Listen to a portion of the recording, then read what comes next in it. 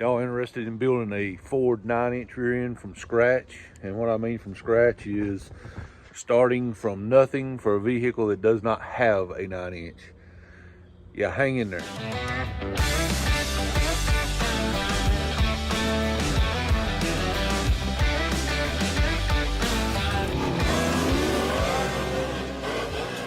I'd say it's a nut job. But let's dig into these boxes and see what we got and see what all this stuff looks like. And then we'll turn the heat on, let them heat up, and then we'll get to building an entire assembled rear end, brake drum to brake drum. I mean entire rear end from scratch right here. Let's take a look at what we've got here.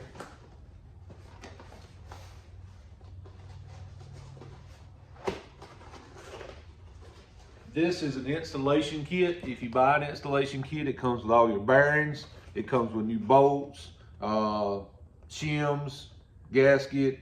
Everything is in your installation kit. If you buy an installation kit for your needs, that is something that if you're building rear end, you're going to spend the money on no matter what. So that's necessary. This is the rear gear set. I believe in this instance, we are going with I think it's a 390 gear, in that neighborhood. I've never seen a ring and pinion set before. This is a ring and pinion set. That is,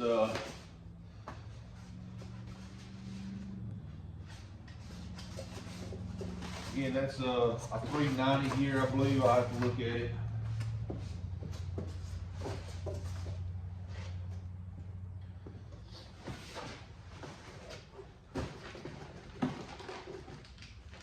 Got a gun drilled spool.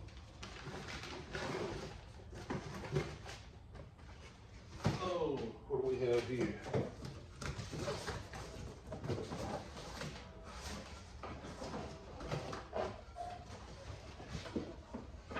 We have complete brake setup. This is the way you order parts. This is a backing plate with all the brake stuff already on it, a drum, everything right there. All you gotta do is just bolt it to it. Your brakes is ready to go.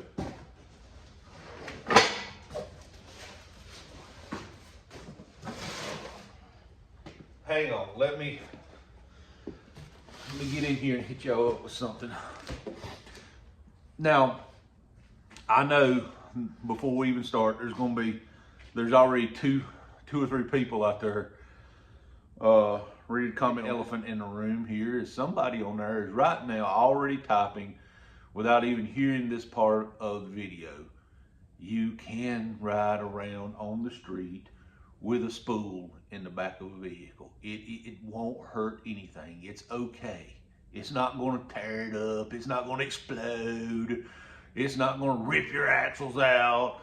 Just calm down. Calm down. Close the laptop, sir, ma'am. Stop reading the internet forums. It's okay. I run a spool in about everything I own. Doing it for years. Before I could afford a spool and I was a little knot-headed kid, we used to weld the gears together in the back. Little Lincoln locker action. It's not going to hurt a thing. You learn how to drive accordingly. You don't cut the wheel as hard as it'll go and try to turn into a parking space. You learn to kind of swing in a little bit. You know, you learn how to drive it. It's not that big a deal. A spool doesn't hurt anything. Calm down. And it's a cheap upgrade to do fun burnouts. Let's face it. Come on, people. Jeez. All right, here is the two fancy boxes. These are our axles. Already come with the studs in them. Got the big studs in them. Big beefy axles. Yeah, that is a honker, already loaded with bearings and seals already on it. Quick performance is top notch. I tell you, they are jam up. Everything you need right here. Right there's your vacuum plates or your lock plates. Yeah, that's jam up. These axles are freaking amazing too. I actually run quick performance axles in the Galaxy, and I'll tell you the story on that. Is why I'm such a big fan of quick performance. And now the real money shot, what everybody's been waiting on. So, see if I can do this and hold the camera boat.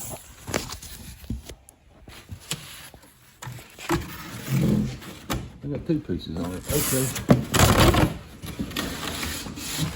There we go. A quick performance Ford 9-inch rear housing. Look at that.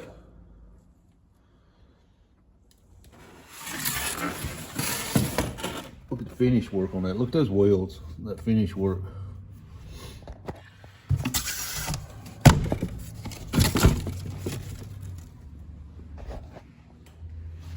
Boxed spring purchase. That is a big deal, having their spring purchase boxed. Shock mounts in the stock location. Spring purchase in stock location. So this rear end will directly bolt right under his vehicle. All right, I'm gonna take a quick pause, fire the heater up in the shop, and get the shop warming up so that it ain't so freaking cold in here, and we can get started on stuff. Warm these parts up a little bit, and then we can get started building this. But real quick before I do, why quick performance from me? Why I won't shop anybody else but quick performance, honestly and truly. They don't give me anything. They've never even given me a discount on a part. They've never offered me anything. But what it comes down to is this. 2019, I think it was. 2019, we were racing at Mooresville, and I broke an axle in the car.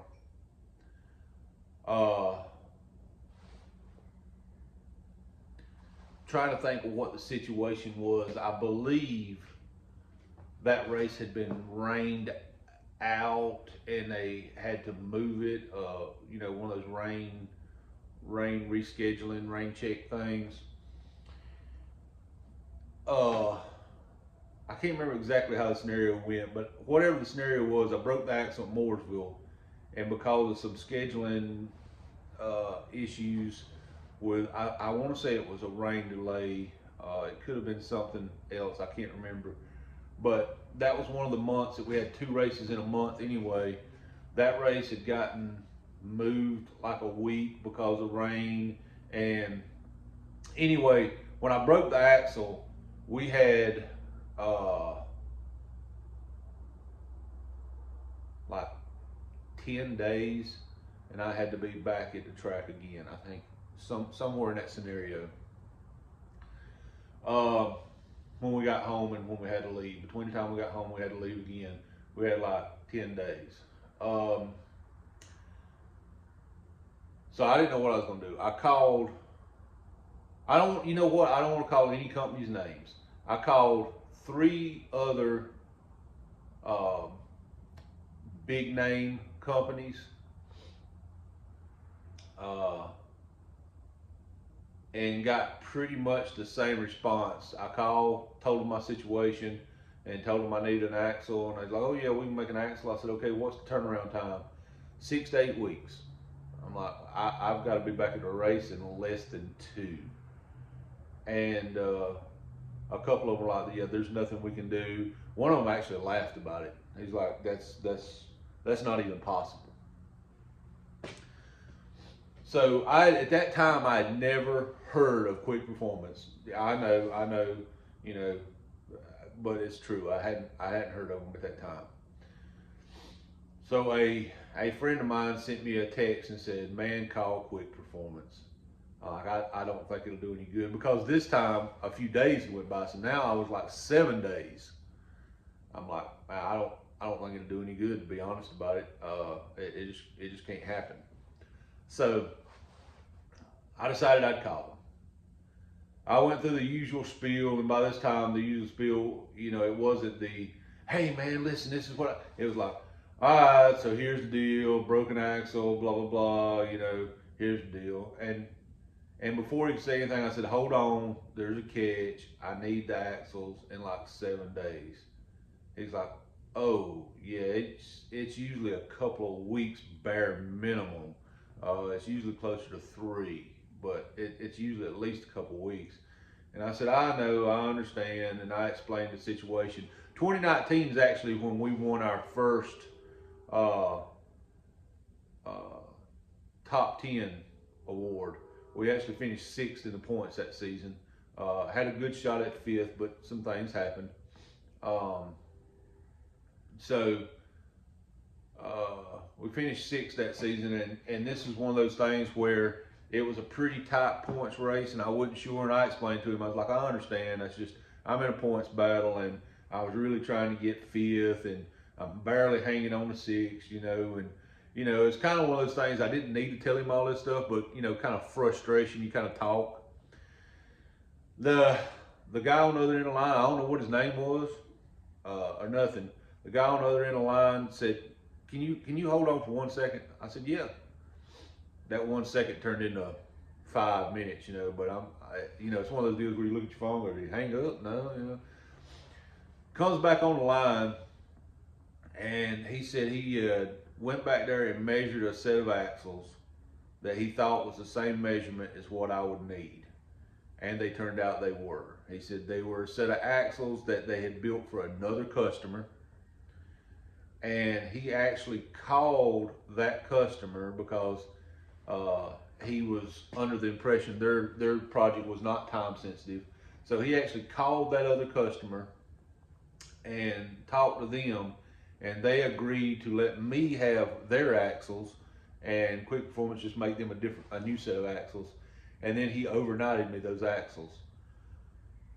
2 things. Number one, forever grateful to whoever that customer was. I'll never probably know who it was, but I'm forever grateful for the fact that he wasn't in a hurry, and that he wasn't, you know, some guy that'd be like, screw him, you know, those are my axles. You know, he was a very kind-hearted guy, had to be, to do that.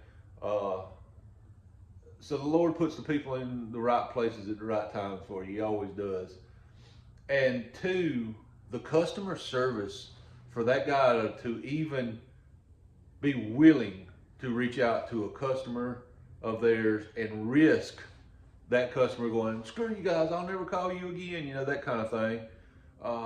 For him willing to do that, the customer service is phenomenal. That day made me a customer for life for Quick Performance. I'll always shop Quick Performance. Now, I have never asked them for anything. This isn't one of those deals where, you know, they done that for me because I begged them to or anything. I never asked them for anything. I've never asked them for anything since. I just go, call, make my order, and move on. And I've never took advantage of that relationship. Those guys are top notch. That customer service made me a customer for life. I will always shop Quick Performance parts as long as they're in business. That's just the way I am. The second thing I wanted to say real quick is, you'll notice there's no center section here. As I mentioned earlier, I have a used center section that we're going to dump all the gears out and put in. He doesn't need a Quick Performance or a Strange or none of that center section to drive around on the road. He doesn't. The reason these parts came together is mainly because it was cheaper and quicker just to do this than to try to shop around and find a 9-inch to butcher and cannibalize together. The center section, a 9-inch is a 9-inch, so all the center sections will fit, and you know that saves another, I don't even know what they are now, $700-800 for a center section. So it was just a good way to make all this work. Plus, let's face it, for a 9-inch, if you don't like it, take a few bolts out, pop it out, pop another one in. It's not like it's the end of the world. And that's something you can do as an upgrade down the road in your driveway on a Saturday afternoon. after you know, or a weekday after work one day. It's simple to do it. I've changed center sections in race cars in between rounds. It's really it can be done fairly quickly is my point. So there's no reason to worry too much about the center section part. We're going to build that here too. I'm gonna turn the heat on. Y'all hang in there. I'm gonna turn the heat on, warm the shop up, and we'll be right back.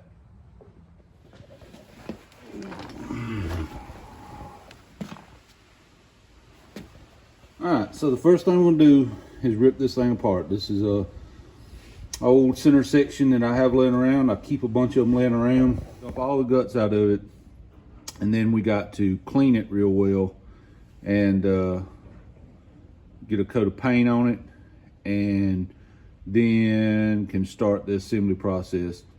But basically it's very simple. There's not much to them. There's a row of bolts right around here. That's your pinion support. Of course, the nut right there for the pinion. Here you have, the other side looks just like this side. You have two bolts that look almost like, if you want to compare them to something like a rod cap, go on there. These need to go back exactly how they come off here, in the same place, same orientation and all that. This right here, think of this as a giant nut. You can turn this one in, the other one out, or the other one out and this one in, or whatever, to adjust the depth of the teeth on there. I will show you all that as we go, and that's where your bearings and all are. So again, this is more or less trying to show the guy at home how he can do his. If you're a professional builder or whatever, you're not gonna be interested in this anyway because you already know how to do it.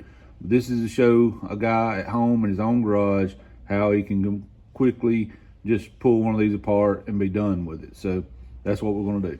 And once again, before anybody has any internet hot boy meltdown on me, we're not interested in saving any of this stuff because we got all new. What we want is the case and these caps. That's really all we want out of this thing.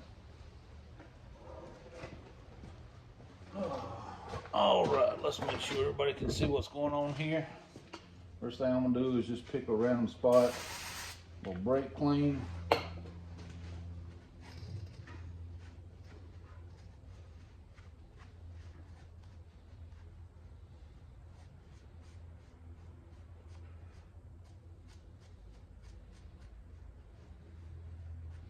Clean up a little random spot.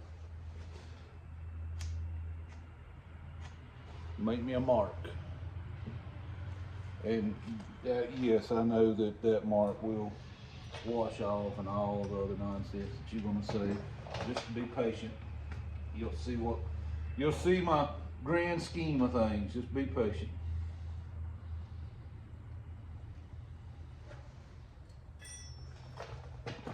This thing is really nasty.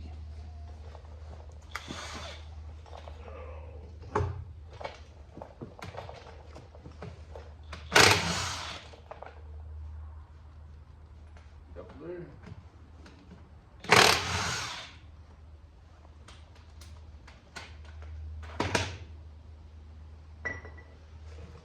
I know some of you right now are glad you don't have smell-o-vision. If you know, you know. That's about all I can say about that. Oh, Lord have mercy. Gear oil is horrible.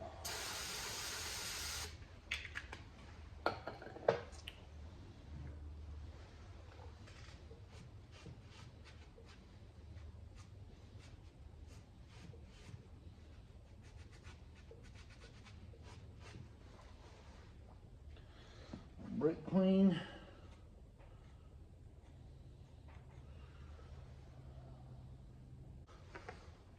I make my marks different so I know which one's which side. It may look like chaos, but it's actually controlled chaos.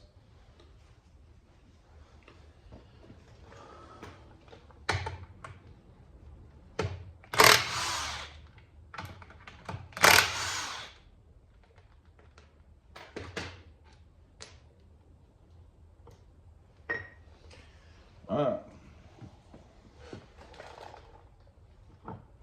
And that's out.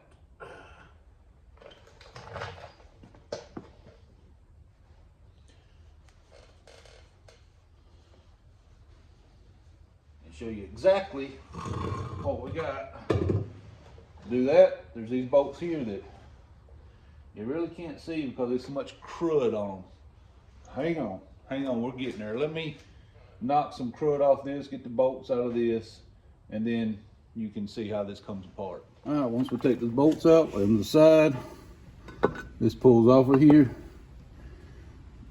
You can see there's a rubber O-ring right here, and this one doesn't appear to have any shims. Sometimes they'll have shims right here. This one does not appear. Well, oh, it did. It had one shim on it. These are actually little metal shims. That one had one shim on it. Okay, so there we have an empty 9-inch housing. So now we just need to get this cleaned up so we can paint this housing. All right, so the next thing I'm gonna do is I'm gonna go ahead and load the bearings onto the spool.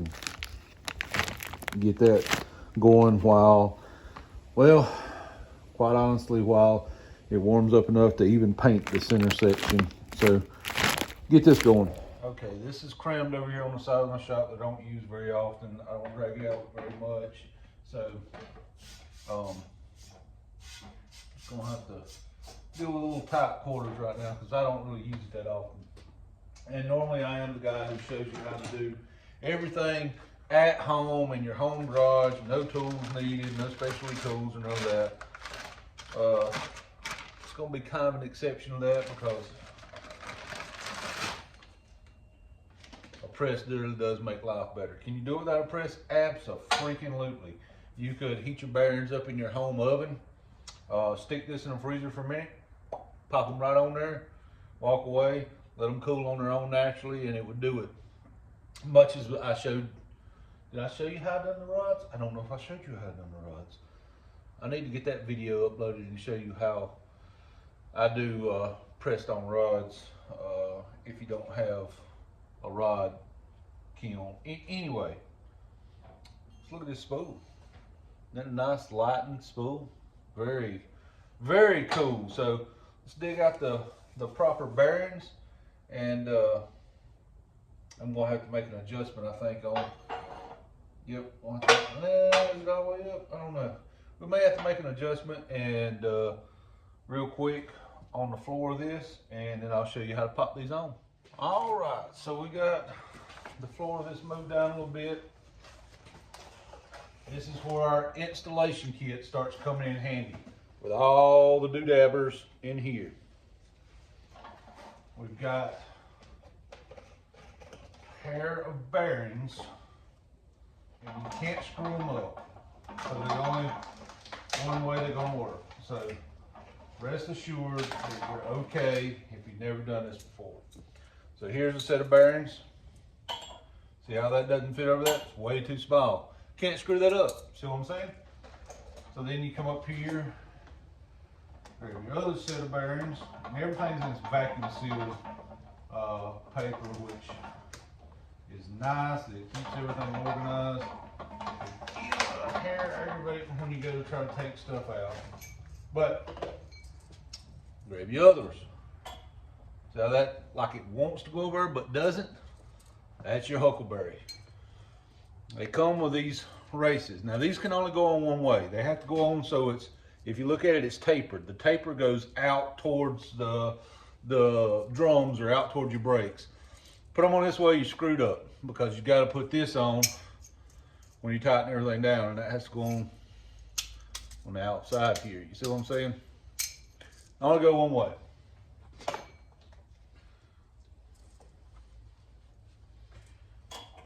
Get everything on there, you get it all lined up. And I use a piece of wood or something soft in order not to damage anything. And it can only go as far as it can go. Let me show you this real quick.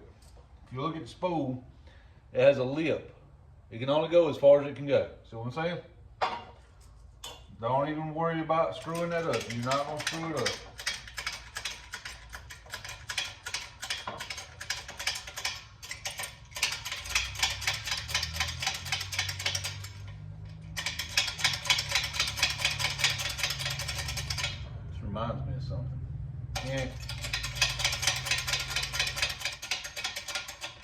down so it's almost there. And then you can be as slow as you want to be with this. You can be gentle with it. You don't have to get crazy and carried away. You're just trying to ease this bearing on there without damaging the bird cage. Alright, she's starting down on there. Let's take a look and see where it's at. As you go down, see, you can see we got a little bit more to go. We're not down there yet, and you can see we're not hurting this bird cage at all. Throw your wood block on the floor. Get you another one. Realize it won't work. Then have to go down here and get the one on the floor anyway.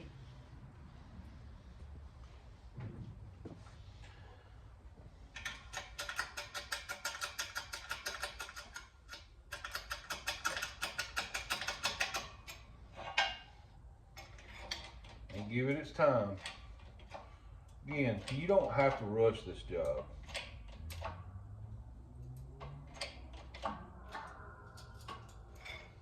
Okay, that may be it. Again, it's always easy to check.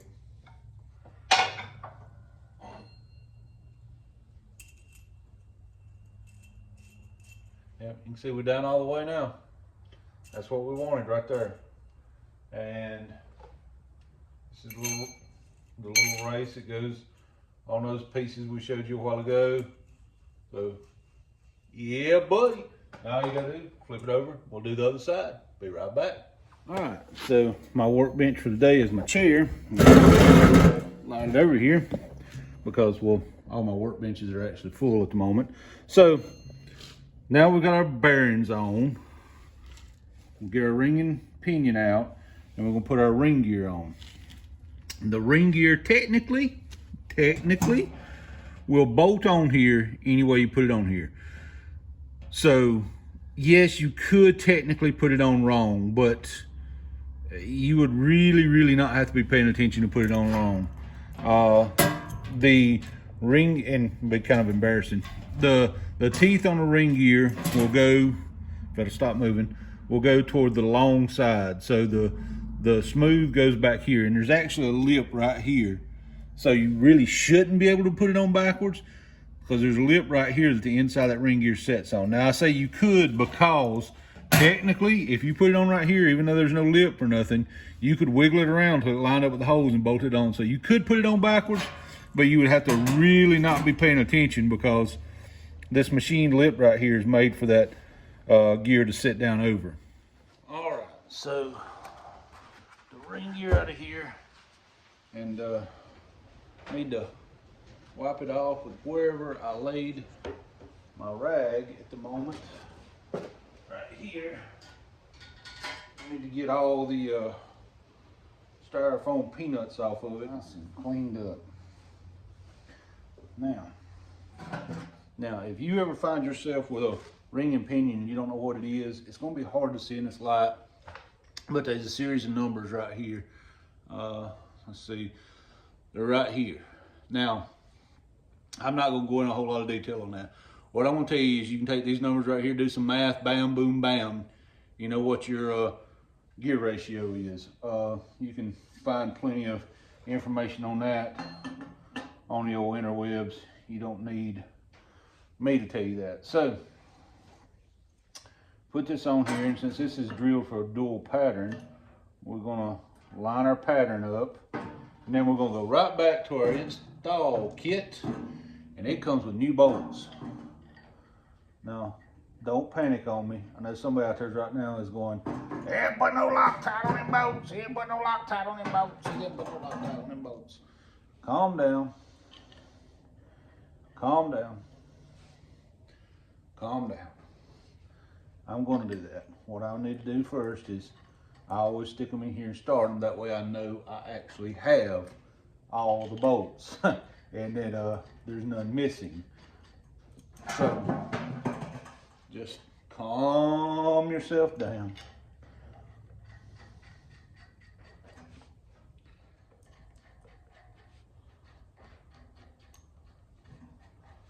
Perfect. Perfect. Now, see how that dropped down right there? I don't have to hold that now. Now, let me grab a socket and some Loctite. Actually, installation kit. Installation kit comes with a miracle juice. I know there's probably going to be people out there that question the installation kit, because if you buy a ring and pinion gear set, and then you can go to a local parts store and buy bearings and stuff, but it's going to nickel and dime you to death, honestly. And installation kits are stupid cheap, honestly. They really are. You can buy an entire installation kit for what you would pay for the bearings in town. And it's just a convenience of that bundle factor. Plus you get new bolts, you get new hardware, you get the new bearings, you get the Loctite, the appropriate amount you should need. You get the paint to pattern the teeth with. You literally get everything in one spot. Shims, gaskets, it's all there. So it allows for the factor of, oops, I forgot to grab something, and have to run back to town again. So installation kits, they're cheap, they're great to have, and they save you a lot of time and money in the long run. All right, so hopefully the camera angles are okay. So we're gonna take our little bottle of Miracle Stick'ems, and we only have to put just a little bit. We don't have to put, a lot of people get carried away with this stuff. It doesn't take a whole lot. A little dab of duty. And I'm gonna pick this up kind of straight and run this down my fingers. Bore you to death with a whole bunch of stuff. You just keep jumping around. I was star pattern doing this, get them all run down evenly, so it sits evenly on here, and then this part will be ready. Weather isn't helping a lot, but we've got a coat of paint on the housing. Housing looks good. It's taking a little longer to dry than normally, just because it's cool outside today. And well, I brought her inside because if you're cold, they're cold. You know what I mean? So yeah, we've got the housing took care of. Now we just need to get over there and take care of that pinion support. So we've got our ring gear on our spool. Now we just got to take our pinion support apart, which is right there. Get all that old gunk off, clean that up, and install our new pinion. Pinion support is now in primer. That is painted, and that's probably pretty close to dry to the touch, but I'd like to get this dry before I assemble it. That way, you know, it's not one of those pain in the arses. So really, I'm at the mercy of the weather right now, waiting on this stuff to kind of dry, and then start throwing parts in this thing. All right, I'm not the best YouTuber in the world. I do stuff automatically and don't think about it. So I've got the bearing on this, and I stopped right there because I realized that I was not showing everything. So once we get the bearing on here, let me get my tripod and set it back up. So we've got the bearing. This is the inner bearing. It's on here and doing its bearing thing. So hang on. All right, now I got two hands. The bearing on here is doing bearing stuff, and then these kits come with a crush sleeve, and I'll explain that as I put it together. That drops on there, and then you put the assembly together. Now I normally don't use crush sleeves, but it's because I generally change around gear ratios a lot and stuff. So they make solid spacers, thick spacers, thin spacers, and all that, and you can set your preload with that. But a crush washer is how factories do it and how it's normally done. So then you drop your pinion support on the bearing, drop your other bearing in there, and of course we have to tippy tap this bearing down just a little bit so that it goes on there, but that's no big deal. Loop it up just a little bit, tippy tap it down on there. Today is not my day altogether. I had technical difficulties all day filming. First it was my sound stuff, my microphone and all, so I've ditched all that. Hopefully you can still hear me. Probably hear me better. But got the bearing on. I'm not sure what's been recorded and what isn't at this point, but of course I showed you the inner bearing. Press it down on there, and then the crush sleeve in between. Set this on here. Take this upper bearing, you press it down in there. You don't really press it. It's a little bigger, so it will slide a little bit, but it's still a hard fit. Next be your grease seal going there. That's when we put the yoke in, and we'll put the yoke in, that's when you tighten it down and it actually crushes that crush sleeve, and that's what gives you your preload on your pinion, because you can see right now so that gives you your preload on it. Let me get this stuff put together. I still need to clean up that pinion a little bit, or the yoke a little bit. Let me get this on here, and then I can start getting that together. This is, you've seen these done a bunch. This is a seal. Just tippy tap it down in there. You can use a seal driver if you've got a giant. I actually have a giant socket made for taking the floating axles out of a rear end of a truck. It's a massive socket, and it'll sit on here and drive it down flush. If not, just take your time, work a little here, work a little here, and work a little on this side, and just tap, tap, tap, tap. Don't try to drive it all the way in one hit. Just tap, tap, tap, tap, tap, tap. That's all you got to do. You're gonna want to put a dab of oil on this when you slide the yoke in. If you don't, it'll roll this lip under, and that'll cause a leak. So you want to put a little oil on this just to prevent it from leaking. I'll actually put a little assembly lube on it. It's what I'll do. Some grease type stuff, and put on there, and it'll kind of hang around a few minutes longer and give us the time to work on this. So let me get this in here. I've set it down to do it, and I'll get this tapped in, and then try to get the slip yoke yoke is nasty because, well, I forgot to clean that. So I got to clean that up, and then we can start putting all these parts and pieces together. Okay, now you can see that it's got this lip right here. It sits right down on there. You just tap her in there till she's flushed down, till it's in there, and then it's done.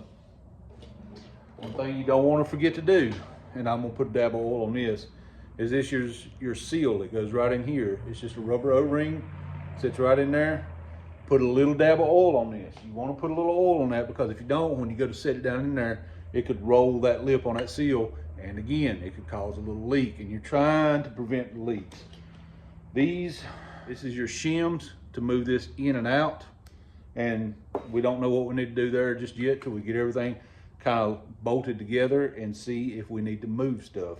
I believe I am going to start with one shim, just because I've done a lot of these, and I think one shim is probably going to be needed. But this is one of those things, once you put them in there, this is some of this measurement stuff that you'll have to do to get all your numbers and all your measurements correct. So again, guys, if I do something and don't think about it, I just do it as a reaction and don't go over it, it's not because I'm not trying to show you everything.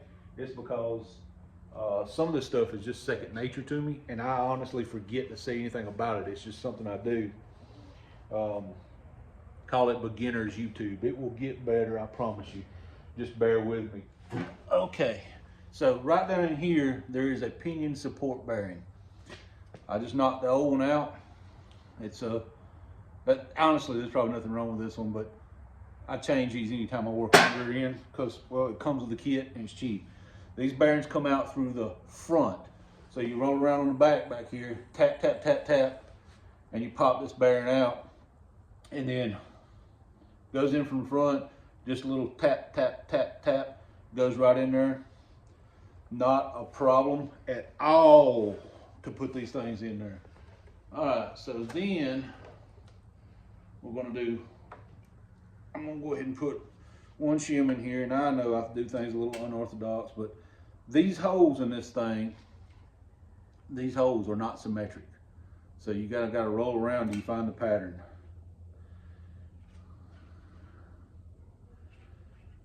Sometimes it takes a minute, but every time it'll be the last one you try. Which honestly is a dumb statement, because why would you keep trying if you found it? I believe we got it right there, fellas. We got it right there. If I remember correctly, one way or the other, this writing goes up toward the top. I just gotta remember which direction.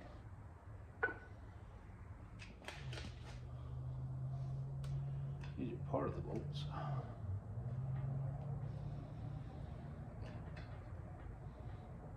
Do yourself a favor, do not think about Loctite yet.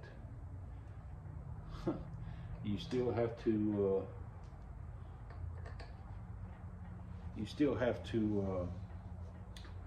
measure all this and make sure your depth and everything's right. So yeah, be patient. All right, there we go. We've got the pinion support into the housing now. Seal in. I just need to put the yoke on, and then we'll run that down. Okay, so this is where we are right now. We've got the pinion support in. We got the pinion in, got the seal in. Bearings are in here. We just have to put the gear in the back and put the yoke on. Run this down. We're gonna do the yoke first so we can set our preload. There's ways to make adjustments, and if adjustments need to be made, I'll show you, but I'm pretty confident in the way I've got it set up now. But the paint marker will tell the tale once we put it on there about how the pattern is and how the pattern looks, and that'll tell us what we need to do and how we need to do things. So hang in there. I'm trying to do this like the average guy would do it at home. So you would hence why it's sitting in a chair, not tied. I've got a bracket that'll hold it to an engine stand and hold it for me and all. And I'm trying to do this to show you how you could do it at home. And it's making me have to think about things a little bit that normally I don't even think about. So just bear with me. You're going to see the whole thing come to fruition. All right, guys. At this point, to be honest with you, I've had to jump on and off here so much, I'm not even sure what I have recorded and what I haven't recorded. So this may just be one of those videos where you have to ask questions. Well, we've got our spool here, we've got our ring gear here. The pinion gear is already in there. We've done that in the last video. I'm pretty sure I covered all that. These races just sit over the top of that. And at that point, you gotta set these down in here. Just like so, like so, like so. Well, you gotta kind of get them, everything kind of lined up together to get it all set down in there. Like so. What is going on here? Hang on. Having technical difficulties.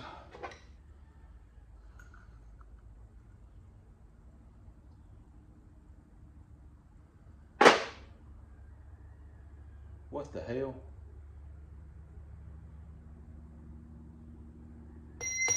All right, so we just discovered that, 9 inches like Legos, there are some different ones. This is the wrong carrier bearings. Luckily, I have boxes of these things, and I'm gonna try to dig it through my boxes to see if I can find the correct carrier bearings. These won't actually fit in this housing. These are made for an aftermarket housing. So all that means is we're going to pop these bearings off this spool and pop the correct bearings on this spool. That'll be the only difference in this kit, is the carrier bearings are the wrong size. So I'm going to dig through my little parts over here and see if I've got the correct size carrier bearings, and I'll be right back with you. One of those times it's good to be a hoarder. See, I keep boxes of bearings of all kind for 9 inches. Now don't let the box fool you. These are new. I just pile everything into one box to consolidate everything. I just have to find what I'm looking for. That's a pinion. That's a pinion. Carrier bearings with races.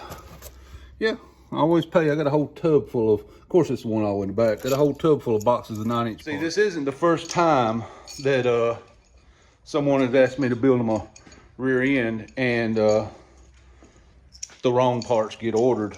It's nobody's fault really, but it's always nice to keep some extra stuff around as long as these are actually the right one. I don't fool with a whole lot of stock stuff anymore. Most everything I fool with is aftermarket. And it actually looks like these are the same size as the ones I've got. So let me go back and dig some more. As always, I already pulled one side off and you can see the bearing's perfectly fine. The bearing suffered no damage to the bird cage. That is still a usable bearing, well, it's brand new. Now, rest assured, if you do not have a press, and I have a press, but I'm gonna show you how to do it. They make a tool for this. Now, a lot of people go, well, you can't use that tool because you have to tighten it down on something, and this is hollow in the middle, and it would go straight through. So how do you use that tool? Well, you got to think outside the box. You find a socket that's big enough that it drops just through this. That way it catches the lip on the spool. Okay, well that's fine, but there's still a hole in the middle of this. 7/16 bolt. That fills the hole. Now you set that right in there on the spool, and you tighten this down on this, and it will draw this bearing right up through that socket. And that socket is stiff enough or a close enough fit that it keeps this bearing straight so the bearing doesn't cock and tear the bird cage up. That's what saves the bird cage. Most of the time what damages the bird cage is it gets it a little bit of angle and it just rips it apart. In this case, bird cage is fine because it fits just over that and slides up. How it would look like together. So you set your socket in there. It's not touching the bearing. This is on the head of the bolt.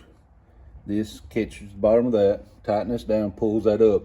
Now, people will tell you to use a ratchet and not to use an impact on this. They tell you that because it will gall up these threads and monkey them up, and you don't want to do that. So I'm not going to show you that I actually use an impact. Okay, time out, catch our breath.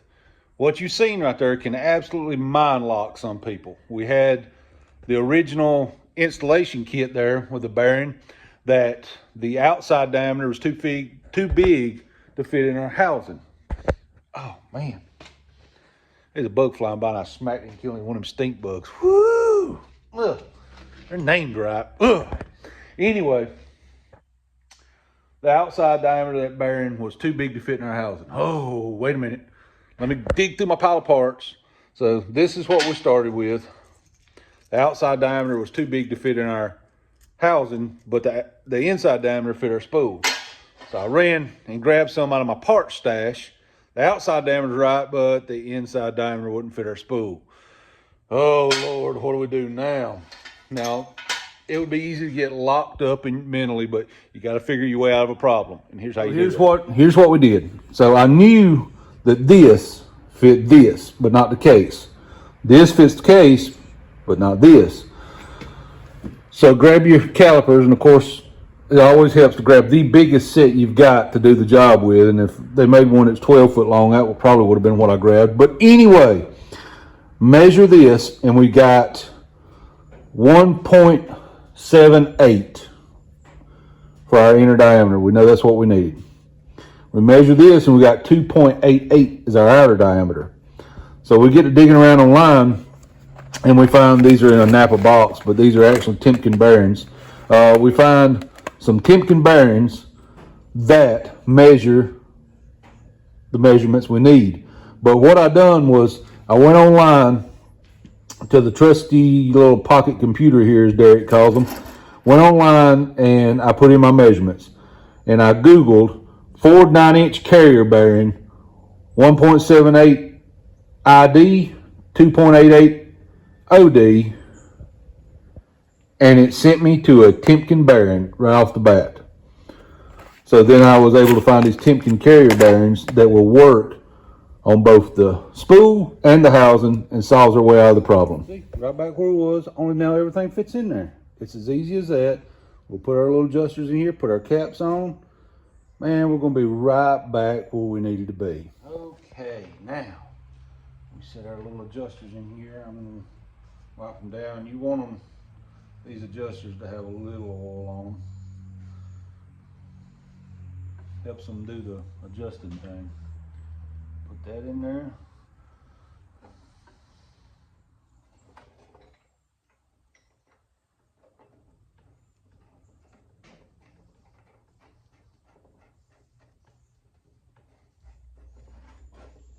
Put these right back on here.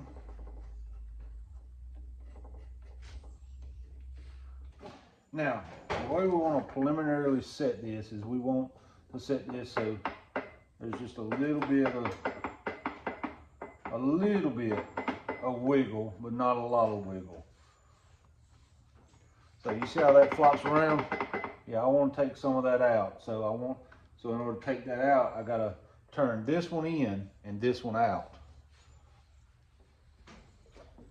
See if I got that one about where we want it. And see, like an old rotary phone, if you remember those. See, I'm not trying to get it tight right now. What I'm trying to do right now is get it in the ballpark. So I'm just running it down kind of hand tight till it feels about like I want it to. Once I get where it feels about like I want it to, then I'll clamp it down tight. Let me play with this a little bit, and then we'll put a dial on it and we'll check the backlash. Once we check that and we're satisfied with that, we're gonna paint it and see what our pattern looks like. All right, so now we've got our backlash where we want it, and once you get to where you do a lot of these, you can do it by feel, but until then, use your dial caliper, put it right on the end of there. Check the specs of the manufacturer to what they say it should be, not what the internet tells you it should be. And once you get that there, you get your paint out. There's no right or wrong way to do this. Everybody has their own ways of doing it. First thing you have to do is actually get the thing of paint open though. And somehow it never tears where it actually needs to come out at. So let's do that. Get our paint started oozing out.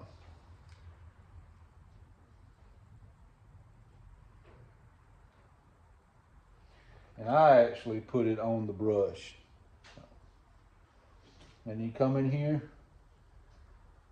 and I paint it all. Now some people do a one-way pattern. They'll do just on the front or just on the back or whatever. I want to see everything.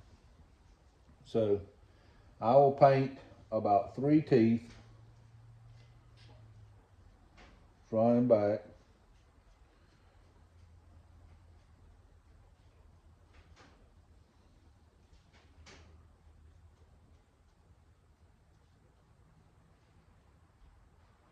So that I can see everything.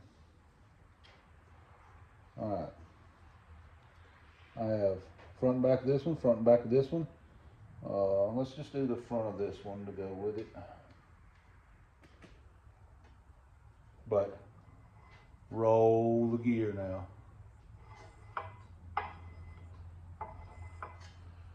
Once you get these, come around and roll it again. Around, roll it again.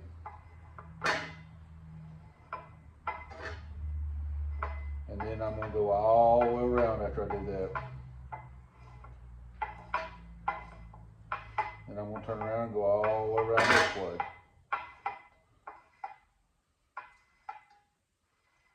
And this is what I'm looking at. I'm looking at this pattern that is printing. Now see, technically this pattern is fine, but I want it a little deeper.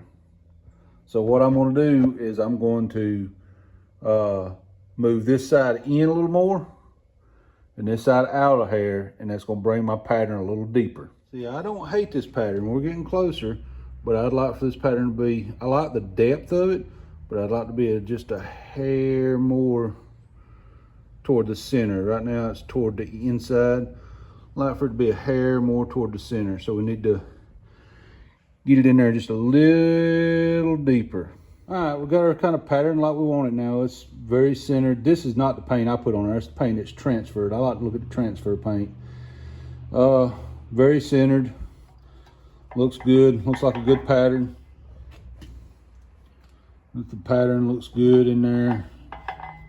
You can see the pattern transfer is really good. Where I had the new at, right there. Some of the old transferred over. Yeah, that's a pretty good streetcar pattern right there. Pretty good streetcar pattern. Patterns really well. So we're gonna call that one set. So here's our housing.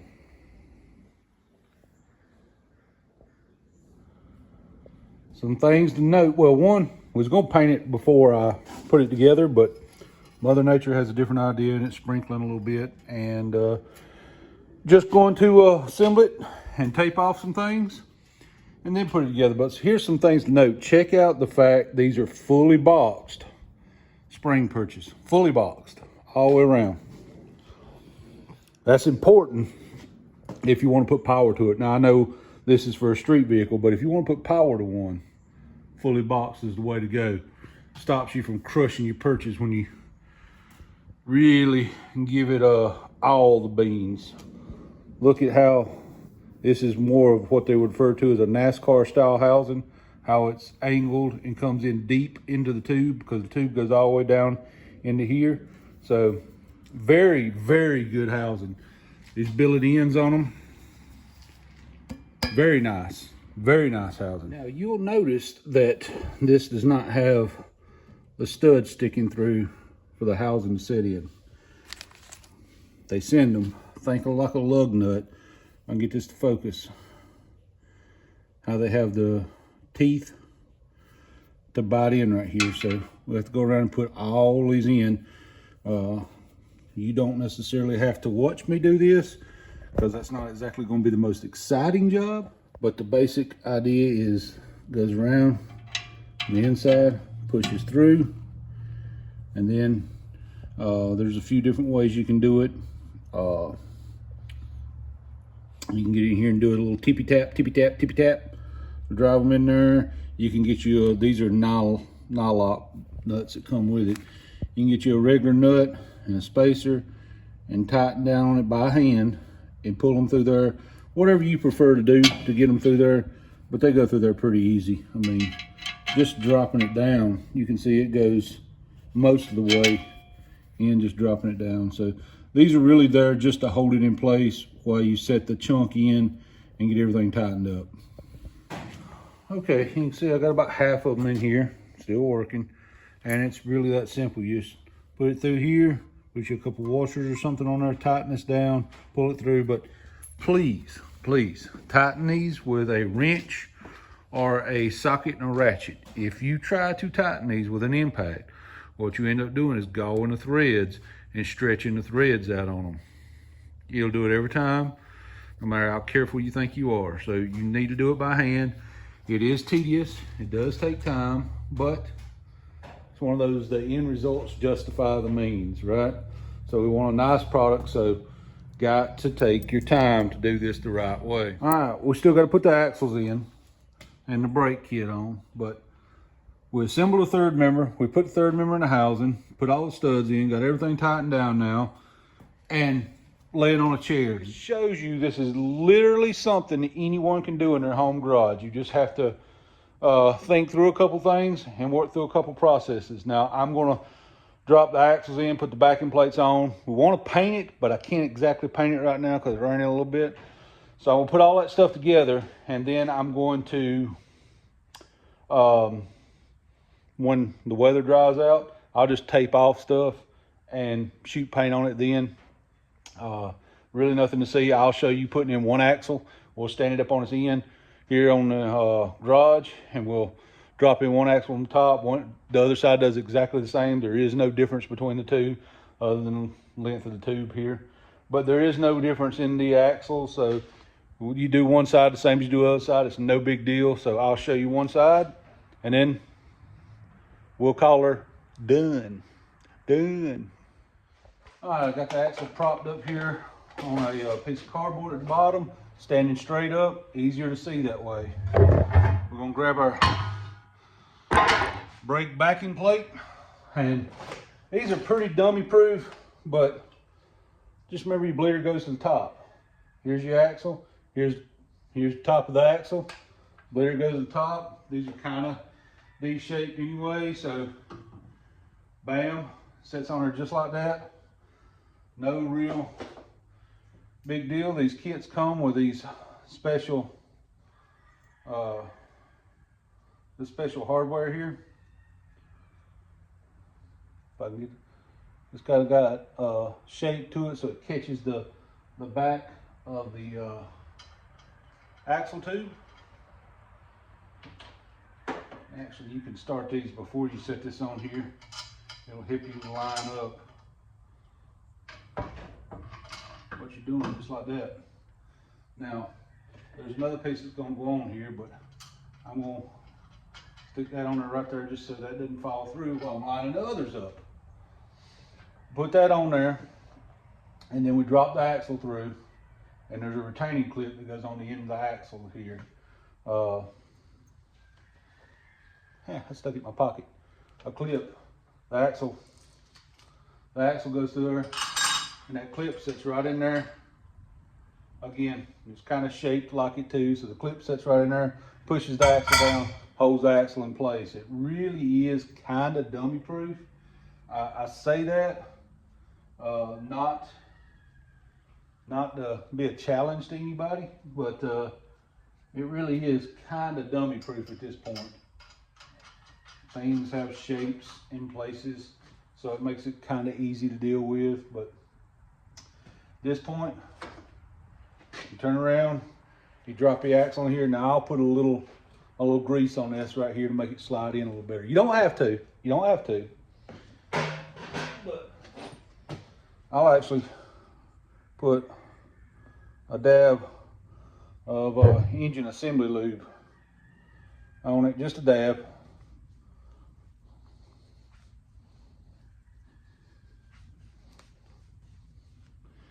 Just a little dab, just to keep anything from going up.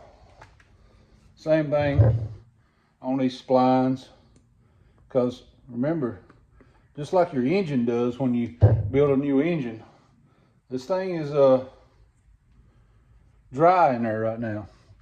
And until you get it running, everything is dry. Little slider down in there. When you get there, you got it. That's your spool, so you got to fish around. You hit center, once you hit center, doop, she drops right in, no problem. At that point, you just got to do a little tippy tap. There it is. She's in there, just a little tippy tap to get it down on there. It's done. Slide the brake, put this backing plate on, or locking plate that holds it in. Tighten the bolts down, and just like you're doing your regular brake job, set your drum right over top. Oh, there you are. Still needs painted. Drums are on, the long studs on it. Need to paint everything, but it's all together, and it will be, you know, it's not bad actually. You can turn it pretty easy. But when you put the air bearings in and put the pressure on them and load them and all, the first few times you turn it, she's gonna feel a little stiff. That's normal. But it's all together. Got to drop the other axle in, but you don't need to see all that. You seen me do one side, the other side's the same as this. That's drums on there. Needs to be tightened a little bit, but that's part of your brake adjustment. You'll do all that once you get it on there. Brake lines. I actually need to run a brake line across this thing, but for the most part, it's done. Sorry, this video was kind of erratic and all over the place. This was supposed to be a one-day video, and it seems like everything went wrong this week. Washer and dryer broke, some other things happened. It was just one of those weird weeks, but it's together. If I missed anything, if I got to say anything, if you want to know anything, drop it in the comments and I'll do my best to answer it.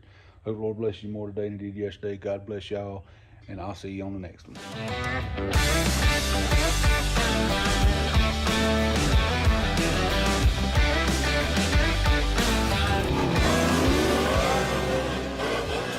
I'd say it's a nut job.